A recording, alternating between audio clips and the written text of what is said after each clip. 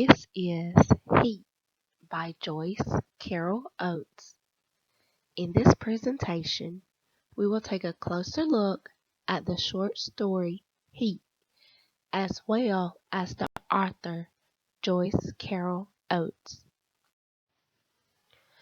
Joyce Carol Oates was born in 1938 in Lockport, New York.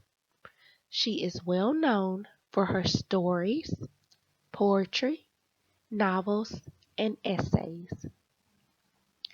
Some of her most popular works include A Garden of Earthly Delights, The Grave Digger's Daughter, The Accursed, and of course, Heat. Joyce developed her passion for writing as a child that led her to win the National Book Award in 1969. She even earned a scholarship that was rewarded with a master's degree that was shortly followed by a marriage. Joyce Carol Oates married Mr. Raymond Smith, and they immediately moved to Canada, where they both worked as co-editors on the Ontario Review. The first book ever published by Joyce Carol Oates was titled By the North Gate in 1963. The following year, she published another novel titled Shuddering Fall. Oates continued to write over the decades as she established herself as a highly prolific scribe. Sometimes Joyce Carol Oates chose to write suspense novels under pseudonyms Rosamond Smith and Lauren Kelly.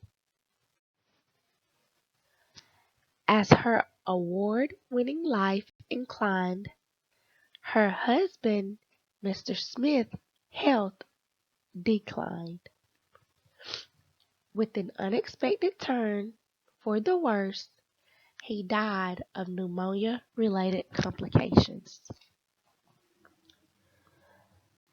The loss of her husband made her suffer emotionally, as it is expressed in her work known as A Widow's Story. Joyce went on to remarry Professor Charles Gross in 2009. She continued to write and even published a novel in 2013 titled Daddy Love. This horrific novel about a young boy being kidnapped vaguely reveals what type of writer Oates was, as we saw more of in her short story, Heat.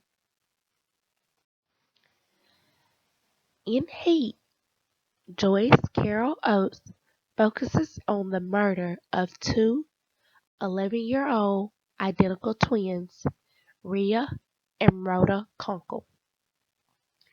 The setting is a hot summer day, and the girls are out riding their bicycles.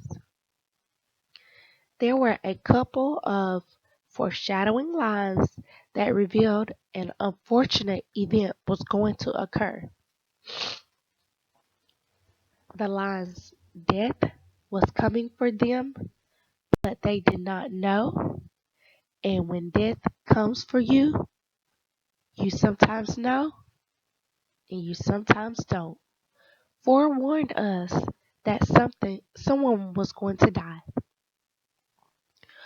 But what would lead up to the girl's death? Well, Joyce Carol Oates expressed how the girls would tease and taunt Mr. Roger Whipple. Mr. Whipple worked down at the ice shop, although he was very strange in a mental way. Eventually, Roger became tired of the teasing, so somehow he convinced the twin girls that he had a secret to show them. But there was a catch. See, Rhea and Rhoda were inseparable, but Roger told them that the only way they could see the secret was if they went in one at a time. As usual, the girls bickered about who would go first, but Rhea won the honors, of course. Rhoda hesitantly returned to the house looking for her sister, where she would soon be facing death just like her identical twin. Roger Whipple had killed the twins inside of the house. This is an expression of Oates' awareness of violence that goes on in the world. She dissects the mysterious and horrific aspects of life. Oates used Roger to represent the negative components of the world. Because the violence is not geographically described, it can be a bit overwhelming. This leaves room for the reader's mind to wonder what terrible things really happened. Not only did Joyce Carol Oates use heat to subliminally bring attention to violence, but she also wanted to bring up the question of God or fate. Joyce believes that death waits for everyone, and sometimes they see it coming, and sometimes they do not. Were the girls being punished for stealing from their grandmother and being mean, are questions she pondered upon. However, Oates viewed murders as entertainment for the youth to read in some ways. Now, the narrator of Heat was a childhood friend of the twins who grew up with sorrow and pain in her heart. She oftentimes would have flashbacks of the murder as she engages in her own sexual adventures.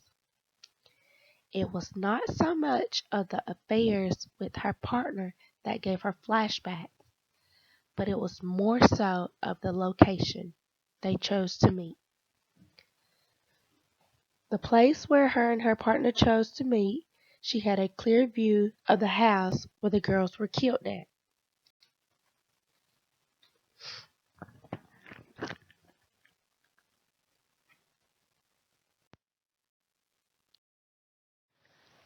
Joyce chose to draw the reader into not only the story, but the personal thoughts of each character.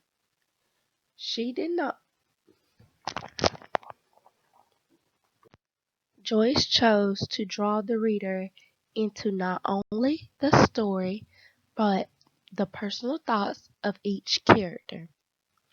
She did this so that the more the reader learns about each character, the more the question of morality and mortality will come into play. Oates pushes her readers to explore personal beliefs based on individual experiences, circumstances, and how one perceives the order of the universe. Now, earlier it was mentioned that Roger Whipple was strange in a mental way. When he was questioned about the murder, he could not recall what had taken place. With that response, it raised some eyebrows and will result in an examination at the state psychiatric hospital. This is another open-ended event Joyce Carol Oates chose to make the reader's mind wander.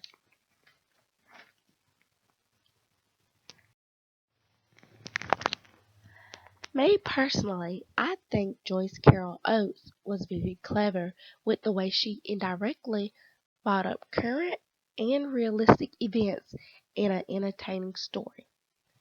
The mystery and murder is what drew me to this particular story. I feel she was very successful with making her reader think a little deeper, but never really getting an answer.